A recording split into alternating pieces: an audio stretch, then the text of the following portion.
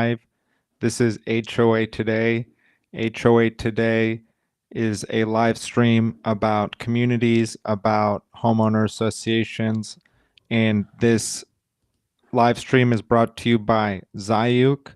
Zayuk is a company that provides software systems and inspections, reserves inspections for your HOA, for your property.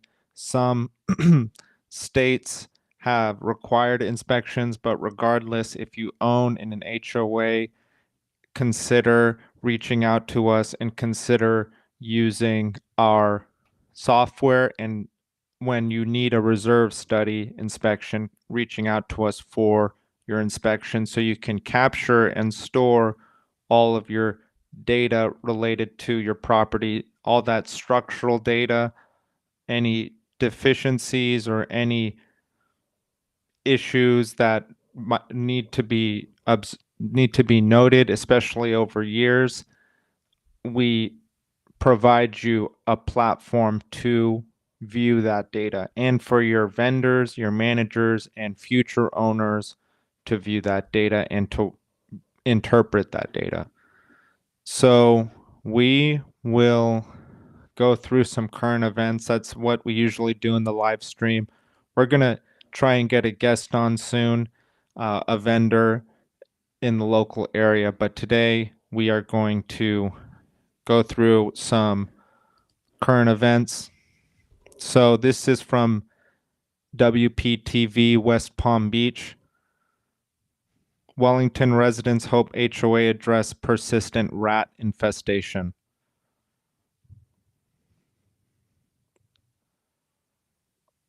Wellington's Meadowland Cove community believe that they've had a rat infestation for months, and they contacted WPTV, who wrote this article.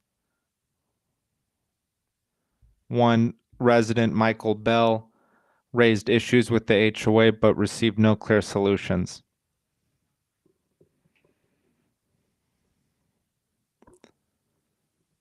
And after the article was released, the president reached out to that resident for pest control measures and preventative strategies. So I've actually had a live stream with a pest control specialist, various types of pests to get rid of, but you do not want your community, you want people to feel as though they're heard. And that's what this resident was, the reason that they reached out to a news channel, was because they didn't feel they were heard. So not replying to people is not a good way. Communicating consistently, often, it's not easy, but when you take on a fiduciary role, you have to. And rats are a huge deal. Banana trees and mangoes. Some of these homes have them.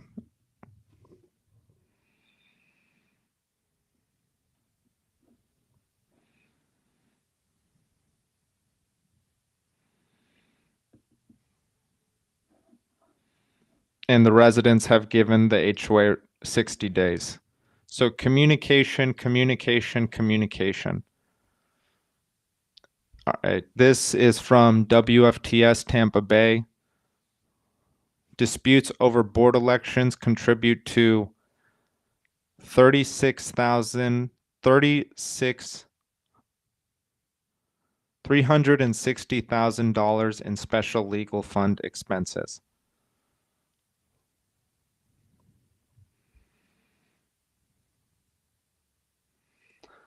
Residents, quote, residents say money the HOA board spent on lawsuits and appeals related to 2019 and 2021 board elections could have been put to better use. $360,000 is a lot.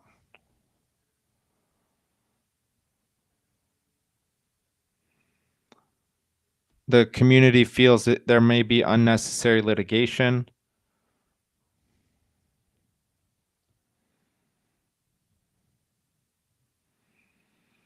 uncovered lawsuits involving 2 different HOA board elections in a single community.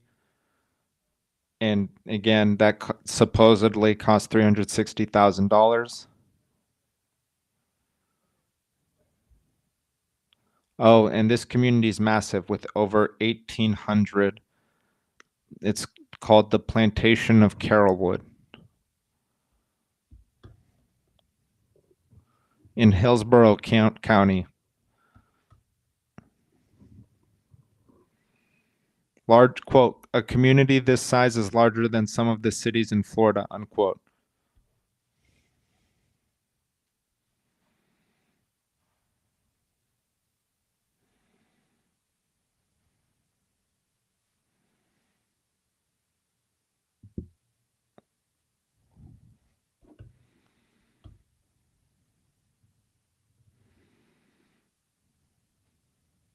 So one individual ran for the HOA board in 2019 and before election believed he learned there were questionable activities at the HOA office.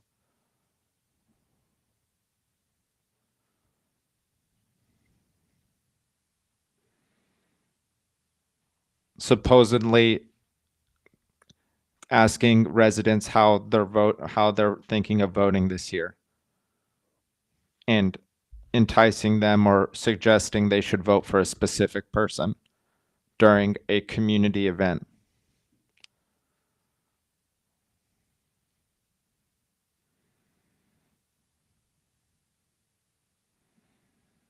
And this individual, Munson, says HOA staff handed homeowners proxies to fill out on the spot, where proxies were not allowed in the bylaws. Yet, allegedly, this board has been doing it for years. To quote unquote, re-electing many of the same leaders repeatedly, unquote.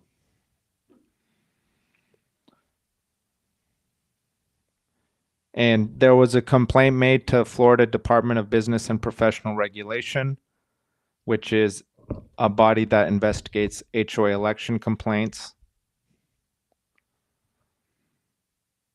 Not a quorum.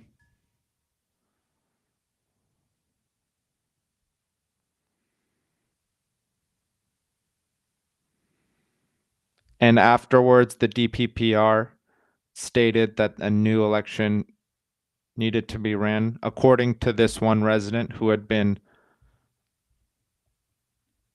alleging that the HOA board was suggesting specific people.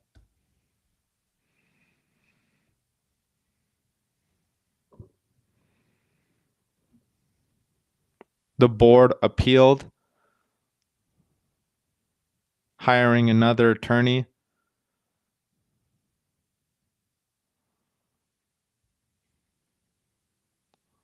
And was not heard by the DCA for 2 years after the election.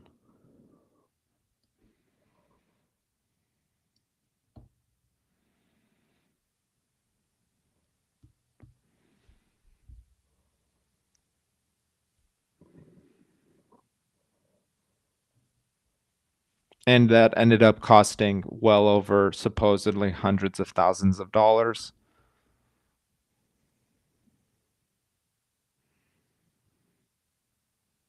Where these homes, this one resident ended up paying only $50,000 for his home in 1995. There's been huge inflation in the real estate market since then.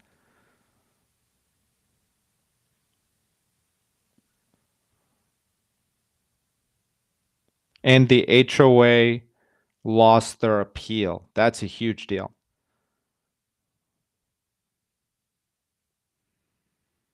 Eventually, there was a second lawsuit where the board sued another homeowner for fraudulent proxy for a homeowner who supposedly died.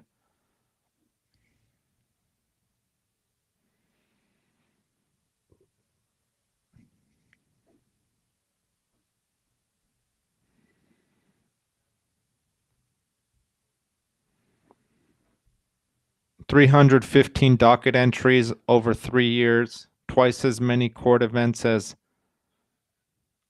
another case, which got worldwide attention in the early 90s.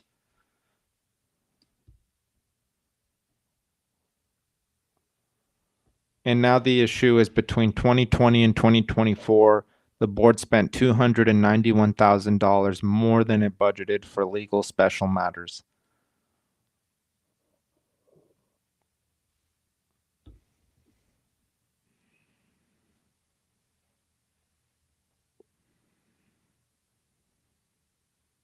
And these were questioned.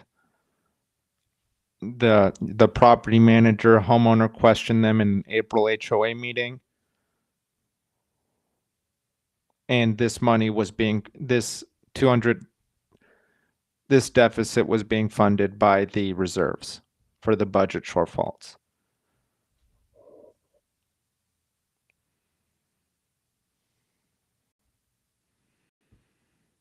$167,000 last year and $94,000 2 years ago, where 3 of the 9 board members were attending.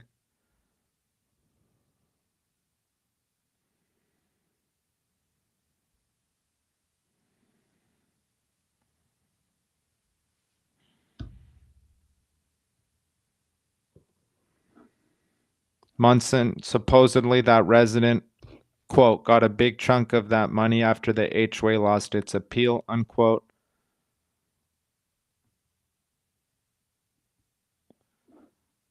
Quote, they did give me $80,000 back, unquote. Which was less than how much he paid. He had paid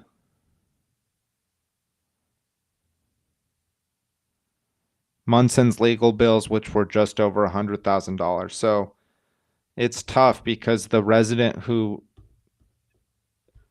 filed initially and then had to deal with an appeal actually paid 6 figures in fees and only received maybe 4/5 roughly of that. So he still paid out of pocket roughly, approximately $20,000. So we'll continue. That's a very serious situation and difficult to handle.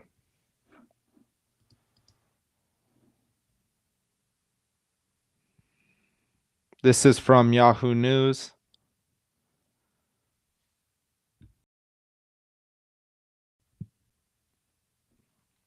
Again, okay.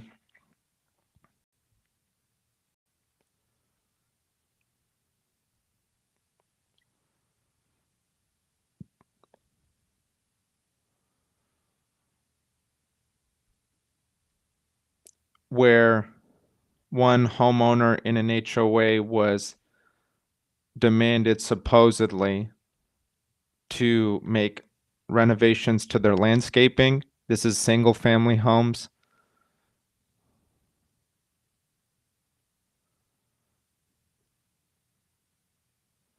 And then this is from the article, quote, this post highlights 2 common problems with HOAs. Their bylaws are often difficult to understand and communication is often poor, if not antagonistic, unquote. That's very true. And Zayuk assists by giving you a platform to communicate the issues within your property more simply with less work on your part to organize all the data through our contracting system, through our inspection system, and our ARVR system. It is data that is useful and just the data that's useful. So, and it's distributed in an automated way. When you can visualize a property, managing it becomes simpler. There are many different aspects of a property, and to be able to compartmentalize it all is difficult. So having a 3D model that you can reference that is data-driven and associated with your living reserve study, with your work order tick with your work orders and your invoices and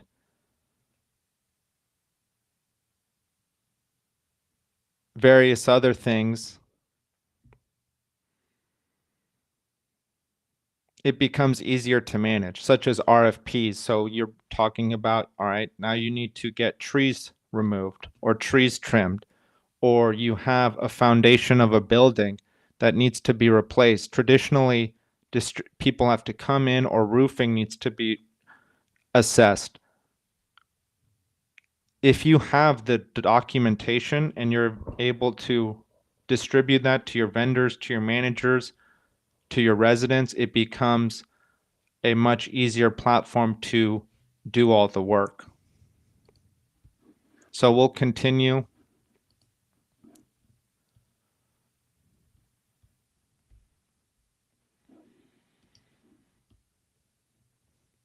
Okay, this is from the Colorado Sun. Property owners are suing their homeowner association in the town of Keystone,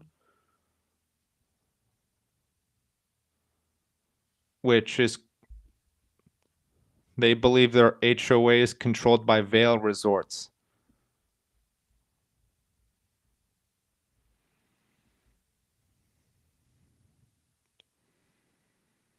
And they are suing over the organization of residential and commercial properties at the base of Summit County ski area.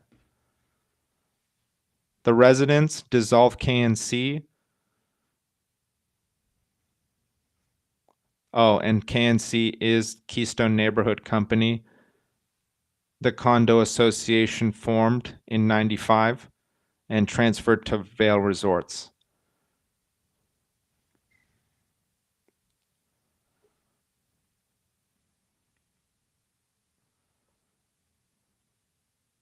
And the issue is there's undeveloped land owned by Vail Resorts in the middle of the 1,100 unit owner community that they believe gives them too much control. Angst, 95 is a long time. It's been 30 years.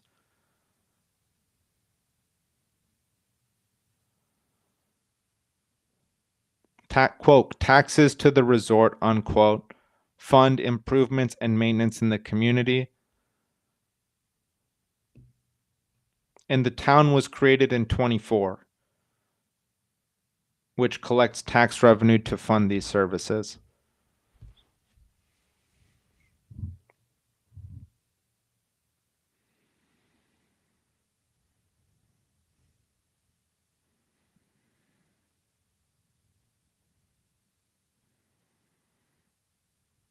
So the deal included a one-time transfer fee of $23,000 and $2,000 a year to KNC. So they may have an annual assessment, or they might just be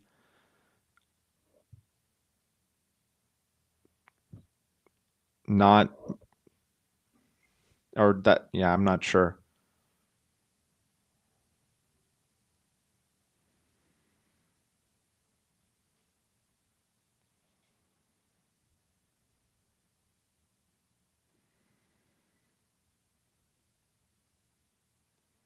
And the main organizer has been attempting to reform the HOA and its master structure, which allows developers to fund critical infrastructure as the community takes shape.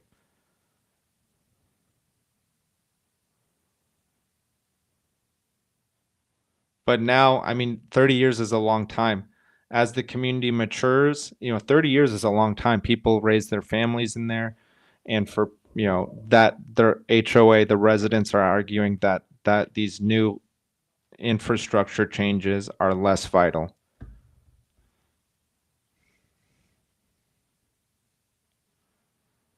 Quote, this HOA is unique because votes are not tied to what individual property owners own, unquote. So by the bylaws, each homeowner gets one vote. Business owners get one vote for every 1,000 square feet of commercial space. That's huge. That's a huge bylaw. And the so-called resort parcel, which is valued at $40,000 and ill-suited for any development, considering it is mostly a beaver pond, gives its owner, Vail Resorts, 1,000 votes. That is huge. So there's 1,100 units with 2,739 votes in the community, and amendments require 67%. Wow. So they pretty much, quote unquote, have veto power, which gives them control. So interesting. That's a really interesting rule. Kind of malicious. I mean, again, it's really important. And the article before this mentioned it. Your rules and the communication. Neither is simple, neither is easy. Zayuk helps with both. And that's where,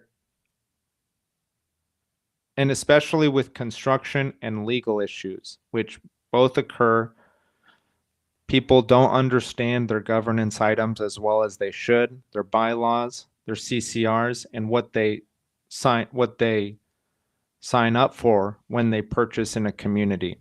And especially if they're living in the community. If you're possibly purchasing it to rent it out, it's different, but most people in these types of situations purchase to live in their community, and they don't understand, or maybe they don't understand the importance of their governance items, the new laws and rules they have to live by. The budget for 2025 is 5.5 million, with 1.1 million on events and 2.2 on neighborhood operations.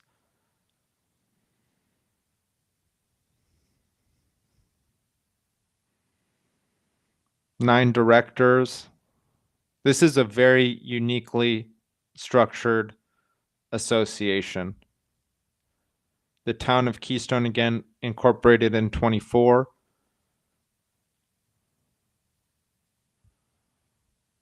Home rule municipality. Town collects 2% lodging tax on short-term rentals. Generates 1.6 million this year.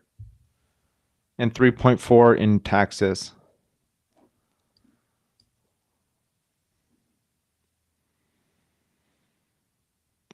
Very uniquely structured HOA, and reminder, it's really important.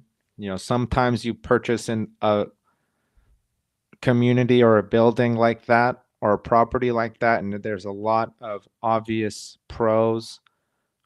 There's usually some cons too when you have to share with commercial.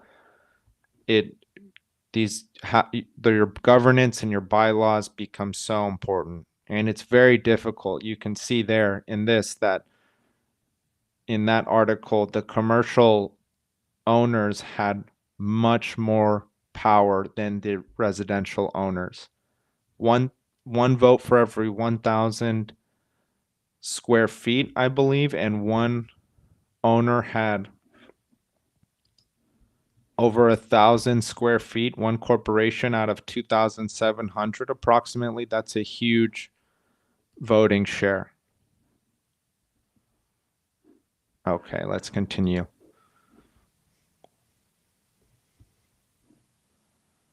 So Arizona, Governor Katie Hobbs signed into law an emergency measure SB 1182, allowed general construction activities to start earlier in the day during summer months.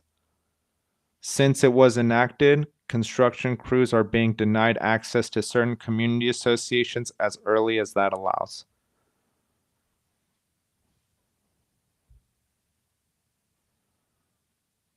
The crews are attempting to get to work around 4 a.m.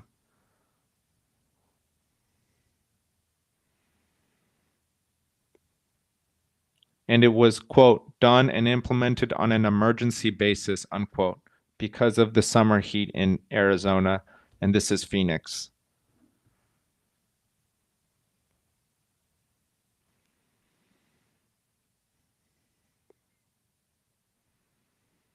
The law cannot enforce noise ordinance for activities, construction activities, or a municipality or county can't enforce noise ordinances or regulations between May and October 15th between 5 and 7 p.m. on weekdays and 7 to 7 on Saturdays.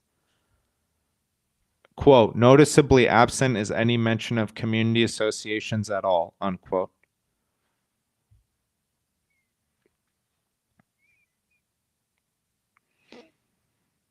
There's an argument HOAs or communities have more of a right to be restrictive.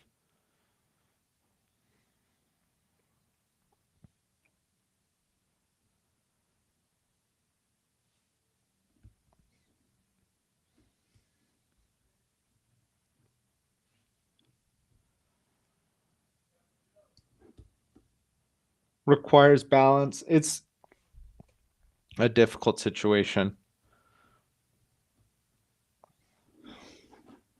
People don't want to wake up early, and there's some serious issues with doing work. I mean, it's very dangerous, and that was the point of that emergency response by the governor in Arizona. Okay, so we'll continue.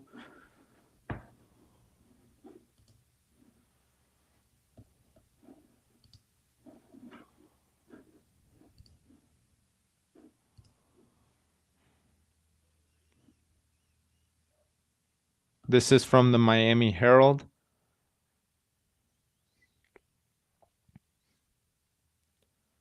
Again, South Florida, high interest rates, high prices, high insurance rates, assessment increases, requirements from the community.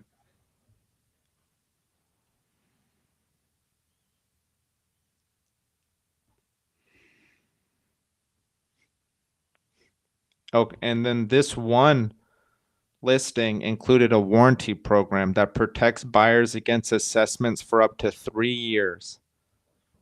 And that sealed the deal for this seller. Make the buyer a lot more comfortable knowing they wouldn't be on the hook for anything in the upcoming years.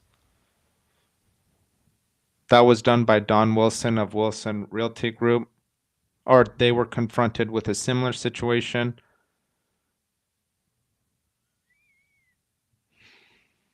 It was a good building, but needed a new facade and roof, and they added the assessment warranty.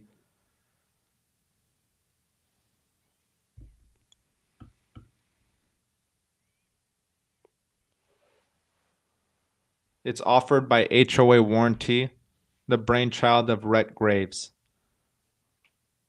Available in Illinois, Indiana, Michigan, North Carolina, Ohio, and Pennsylvania.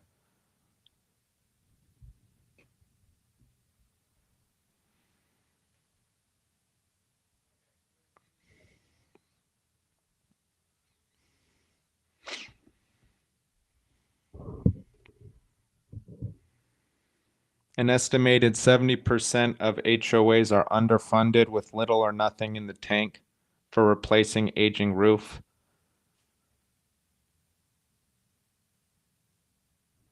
HOA warranty will protect a condo buyer for 1 year, $380. Assessment up to $10,000.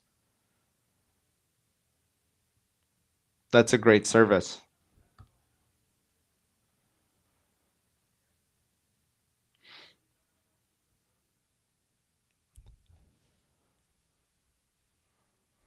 Warranty is not insurance. It's a great service if it is able to sell your home.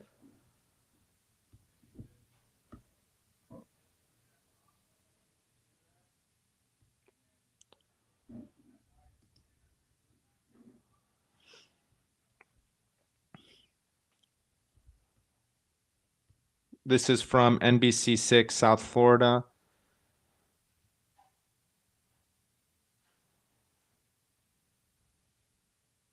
Bayshore Park condo,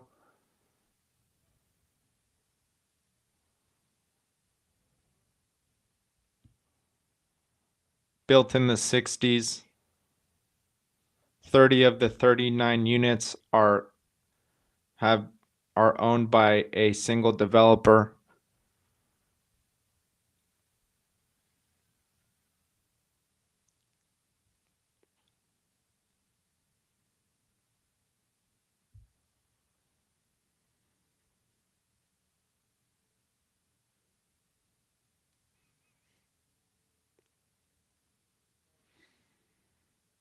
And it looks as though, quote, specifically condos termination provision adding our client has ownership interest in over 75% of the units.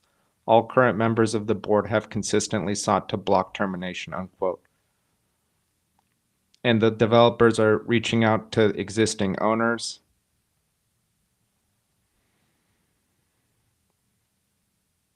And current Florida law requires a vote of at least 80% to terminate a condominium. But that doesn't apply to all condos.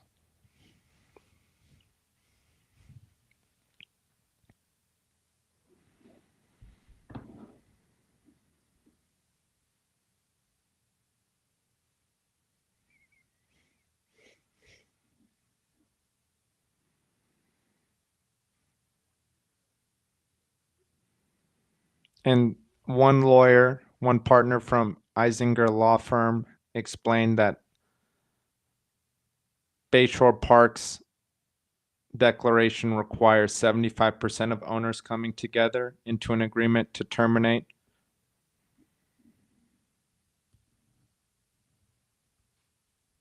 And 30 of the 39 units is over 75%.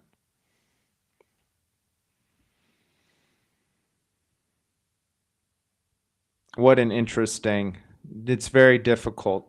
People, that's their homes, and people are very attached to their homes. Although you can maybe get a decent payout, who knows?